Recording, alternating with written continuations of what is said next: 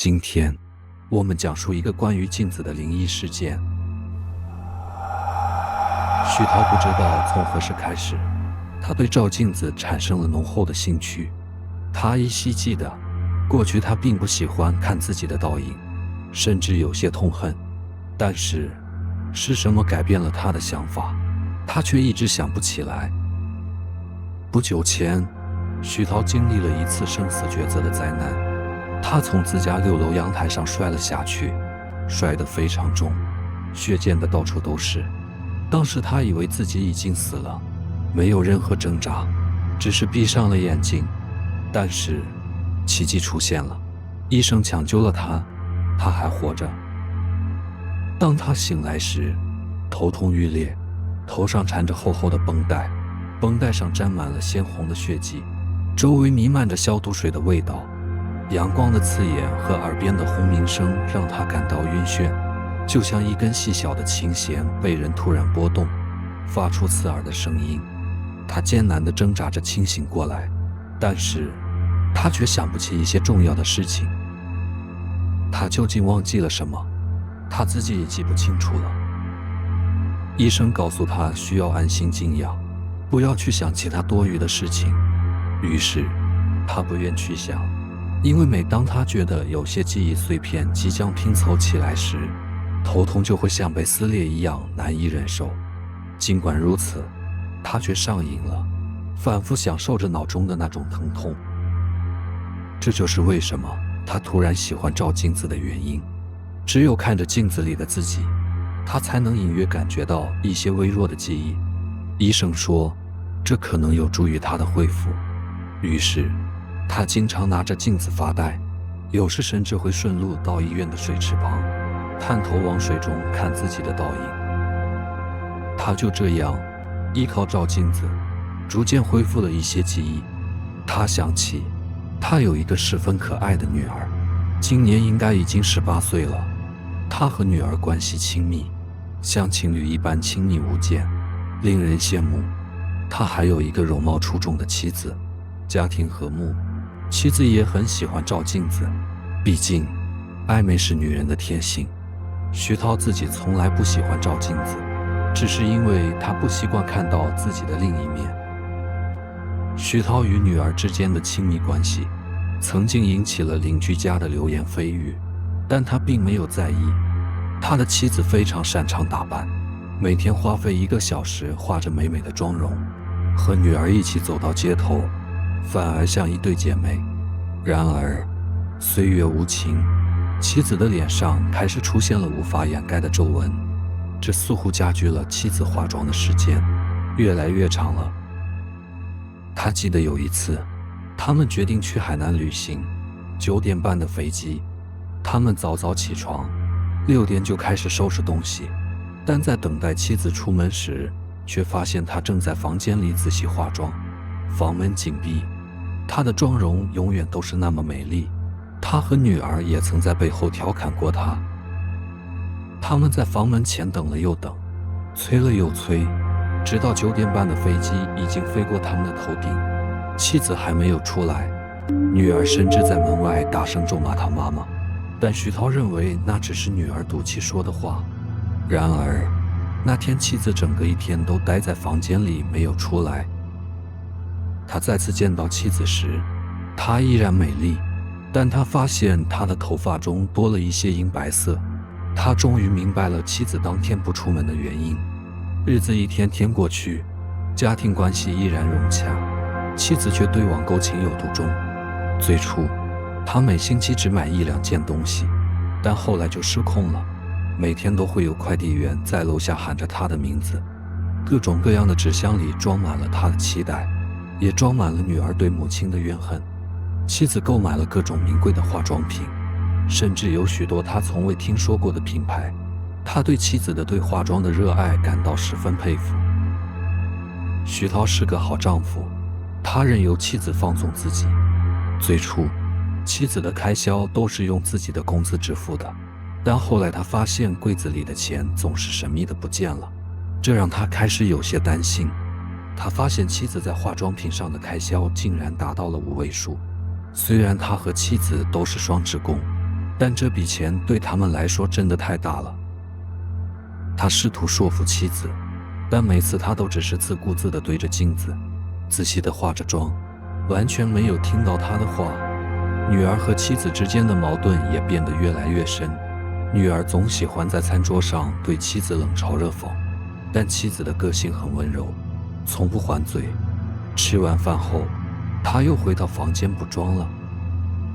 徐涛心中充满了疑惑，他无法理解那面镜子究竟有何魔力，竟能让他的妻子长时间沉迷于其中。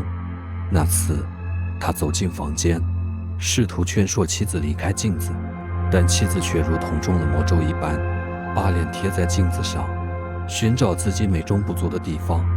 徐涛愤怒了，他将镜子摔在地上，瞬间就碎成了粉末。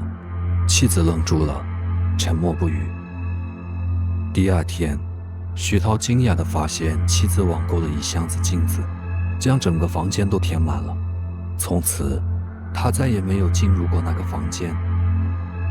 徐涛的妻子对镜子的痴迷已经到了疯狂的地步，她因为化妆而迟到上班，最后甚至开始不去上班了。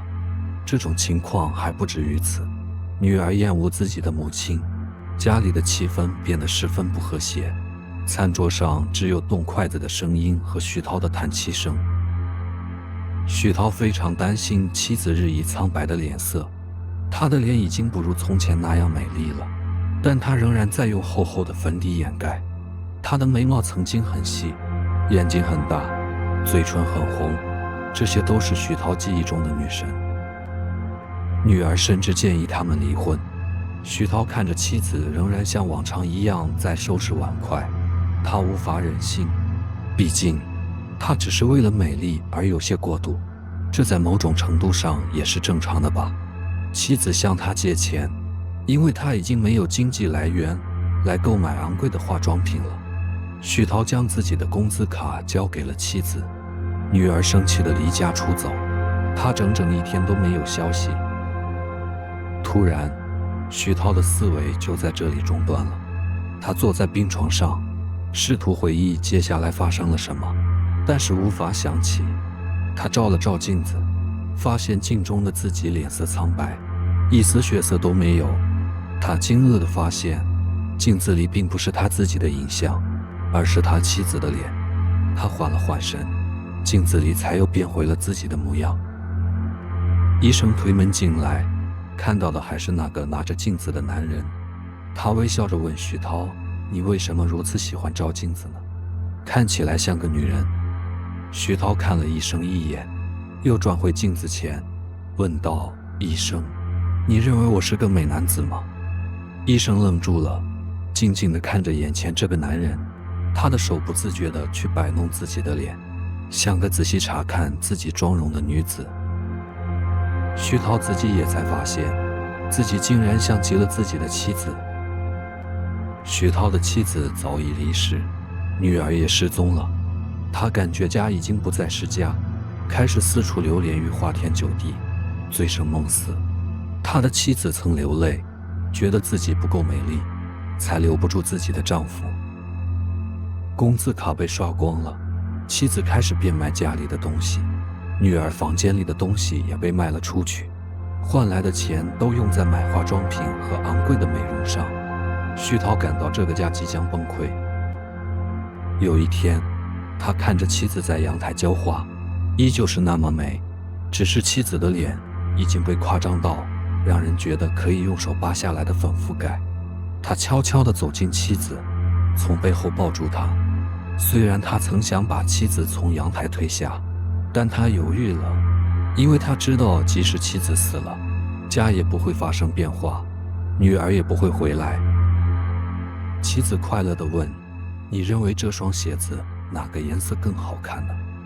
徐涛的表情变了，他意识到妻子对于女儿的失踪毫不内疚，对于家的崩溃也毫不担忧。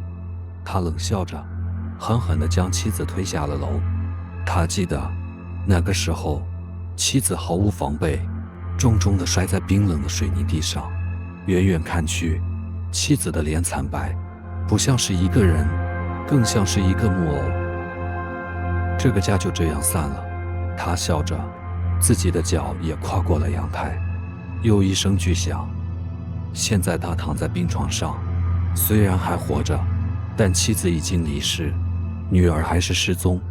他不由自主地拿起身旁的唇膏，认真地涂抹着嘴唇。一旁的医生都看呆了，走过去关心地问：“你怎么了？”徐涛愣了一下，才发现自己手中不知什么时候多了一支唇膏，已经把自己的嘴唇涂得血红。他的妻子最喜欢血红色的唇膏。徐涛总是不由自主地咧开嘴笑，每当他在镜子里看到自己的影像时，他会沉醉在镜子中，端详自己的容貌，仿佛时间可以在这个瞬间凝结。有时他甚至会在镜子前停留几个小时，直到别人的呼唤才能让他清醒过来。徐涛一直觉得自己的妻子就在他的体内，因为在他们跳楼后，他却发现周围只有自己一个人。他不明白妻子去了哪里，他认为自己的妻子已经死了，但为什么找不到尸体呢？就连警察也束手无策。日子一天天过去，徐涛越来越怀疑自己的妻子是藏在他的身体里，否则他不会这么莫名其妙地喜欢照镜子。他开始变得越来越神经质，对周围的人和事都充满了怀疑。有一天早上，徐涛醒来后，第一时间拿起床边的镜子，满心欢喜地端详自己的容貌。这时，检查的医生走进房间，但徐涛丝毫没有注意到。医生惊慌失措地问：“你是谁？我的病人在哪里？”床上的女人微笑着，毫不在意地照着镜子，仿佛周围的一切都与她无关。本集已经播放完毕，非常感谢大家收听，也感谢大家点赞、订阅和支持。